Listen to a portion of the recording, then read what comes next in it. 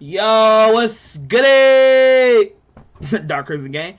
Well, how's it going, y'all? I hope you guys are having a good day today. So, what I'm gonna do today, I'm gonna sit here and look at the latest casual geographics, particular videos. He's doing something here about the camel having bad habits and all that stuff. Seemed pretty interesting. I've always enjoyed his videos. Very educational. I'm an animal lover. So without further ado, let's get down to this video. And before I start, and so hey, if you guys enjoyed the video, make sure you hit that like button. Also, make sure you hit that subscribe button. We're trying to get to that 500 subscriber plateau. And also too, make sure you hit that notification bell so you know every single time I post out a new video. And hey, let's not cut it out any further. Let's get down to this video. Hey, Kay. What the hell are they doing? Okay, good stuff. Oh.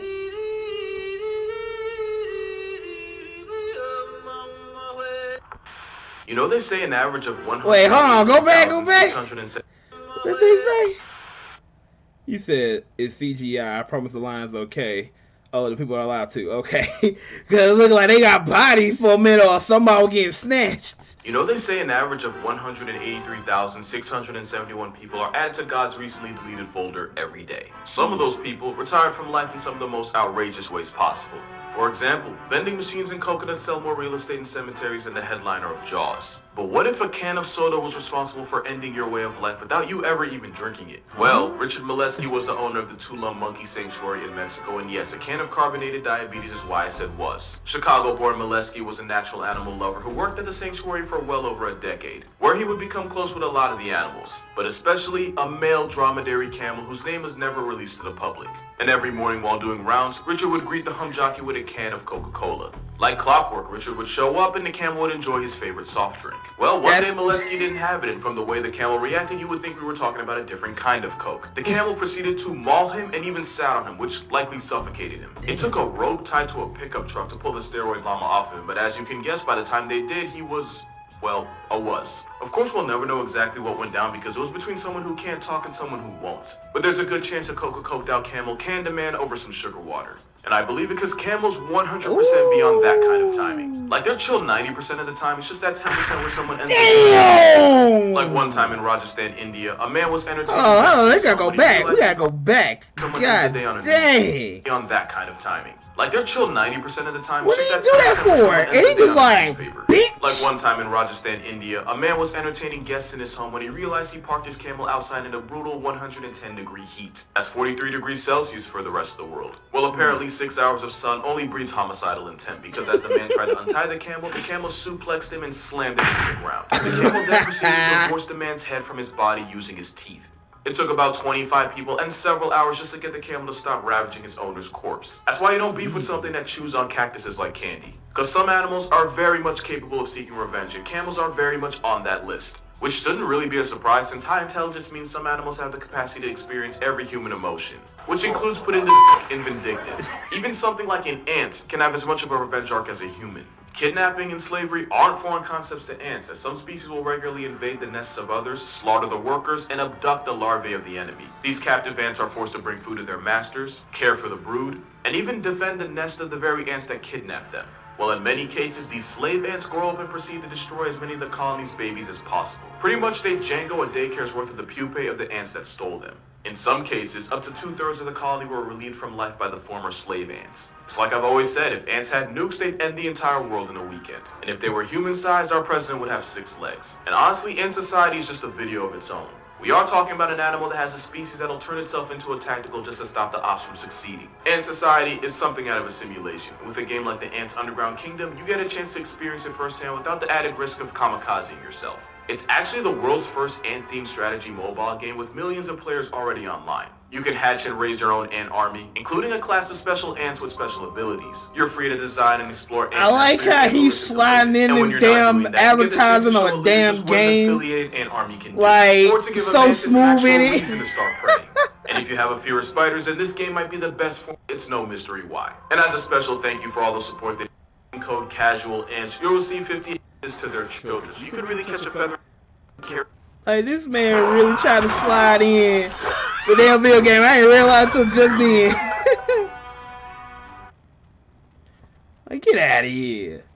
Carry grudges for up to and sometimes over 5 years. But they'll also pass down their prejudices to their children, so you could really catch a feathery fade over something you did to his crow father. The flip side is that crows also remember those who did right by them. So if I ever happen to get arrested, it'll likely be for using Wendy's fries to weaponize crows. But I'd advise you not to underestimate the carnage that comes with beefing with the Black Air Force of the sky. Once upon a time, a man named Shiva Gawat attempted to save a baby bird he found near his home. Despite his best efforts, the chick didn't make it. And even though his intentions were good, all the neighboring crows saw was a past tense baby crow in his hands, and that's when violence was selected. For the next 3 years, he'd get air jumped every time he left his house by a homicide of crows. Like to the point where he has scars and has to travel with a stick to protect himself against the aerial onslaught. So basically, if he would have let that baby crow expire, his quality of life would probably be higher. Expiration of life is the only conclusion when you beef with a buffalo. I'm gonna keep this brief because I've talked about them before, but basically the Cape Buffalo is a 1,200-pound John Wick. Not only will injured buffalo literally die trying to drag you down with him, just like crows, the Cape Buffalo will ride for theirs. In 2020, trophy hunter Claude Clayhans took down a massive male Cape Buffalo.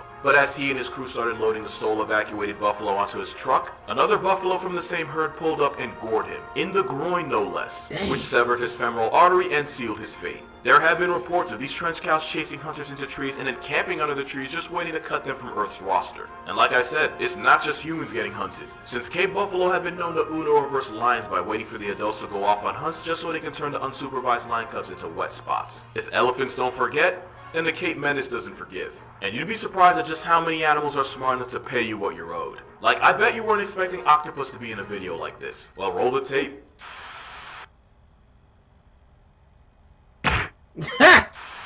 It turns out octopus and some fish will work together to hunt, and the Squidwards of the sea will occasionally uppercut their co-workers to keep them from cheating them out of food. It's also believed that the octopi that have been exploited in the past are more trigger-happy with their tentacles. Of course, there's also a good chance that octopi might Tyson fish purely out of spite, but punishing someone for someone else's crime technically still counts as revenge. Also, cephalopods can be just as spiteful with each other. Like here, where a female octopus got tired of a male trying to mate with her, so she proceeded to throw silt on his face. And octopus are more than smart enough to aim their malice at people.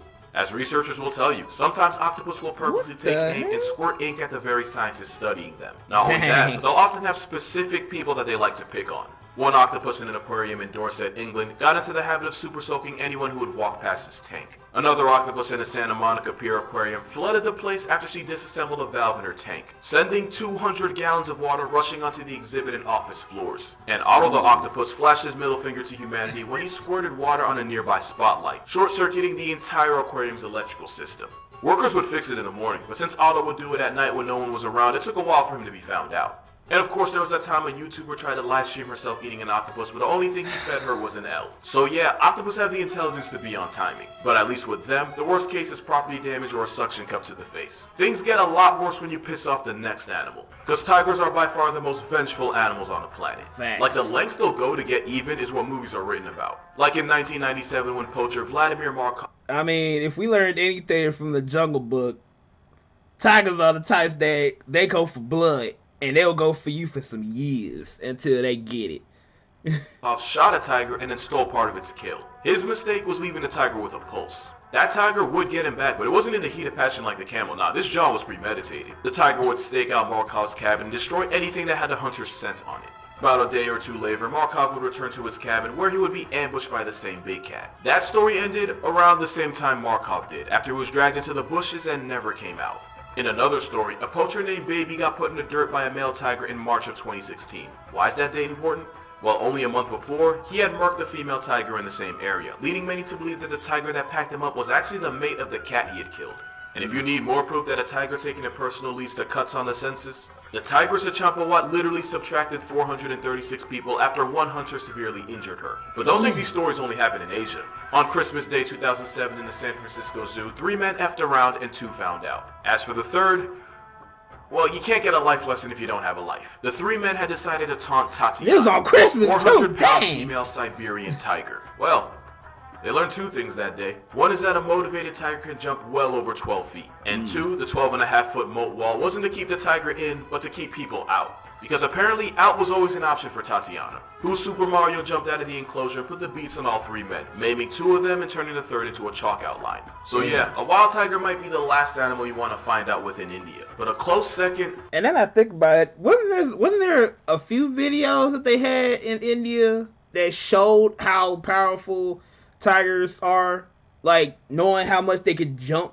Because I think there was a video out where the men were like on elephants and such, and the tiger literally leapfrog up and slashed him. Took the man's, like, I think two of his fingers away just from that one slash. And I'm like, damn! Like he didn't even take a bite at him. He slashed those off.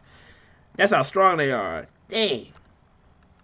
Might be monkeys. Especially since monkeys and dogs have seemingly gone to war against each other. War is debatable because allegedly the monkeys massacred the dogs. According to residents, some monkeys even took to snatching puppies, carrying them up to a roof, and then letting gravity catch the body. Aww. And if you believe this story, then you believe that this all started after a pack of stray dogs mauled a baby monkey, and the monkey mafia took it very personal. But we actually don't know for sure what caused this mass puppy homicide. Primates will often feed on the ticks living on animals of different species. So it's possible the monkeys weren't trying to get revenge, but were only after the ticks on the dog's fur. But there's also a chance that Cloudy with a Chance of Puppy was 100% intentional, especially since that seems to be a signature move for them. Earlier this year in India, a troop of monkeys jumped a family and snatched their 4-month-old son, who they proceeded to throw off a 3-story building.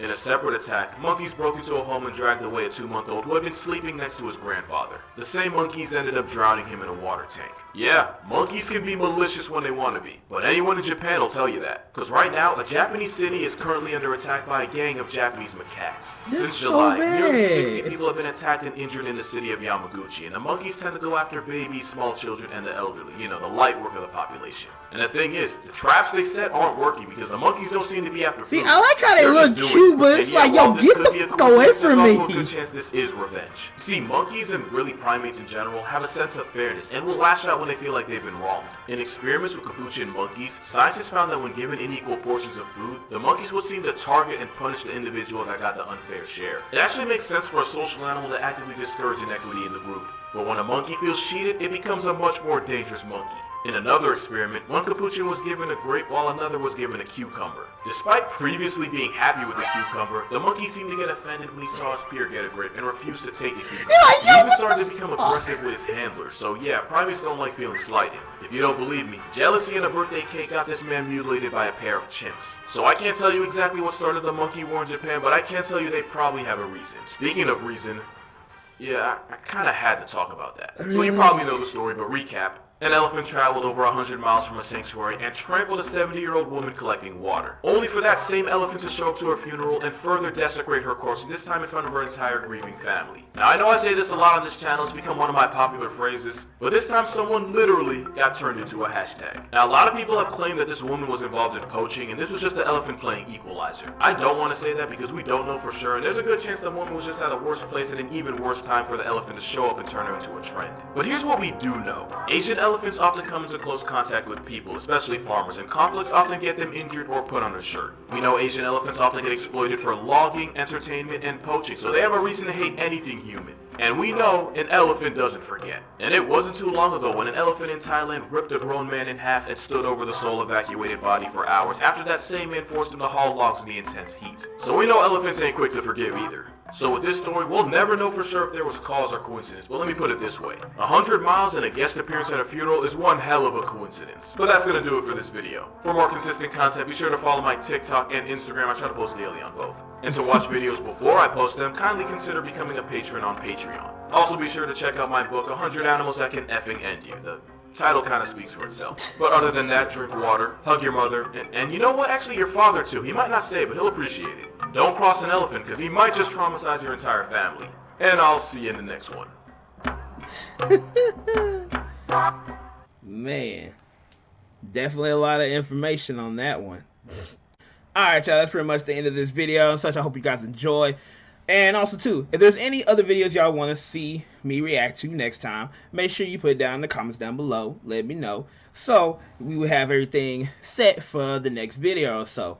And also, too, if you guys like the video, make sure you hit that thumbs up. Make sure you hit that subscribe button. And to know every single time that I post a new video, make sure you hit that, make sure you hit that bell, notification bell.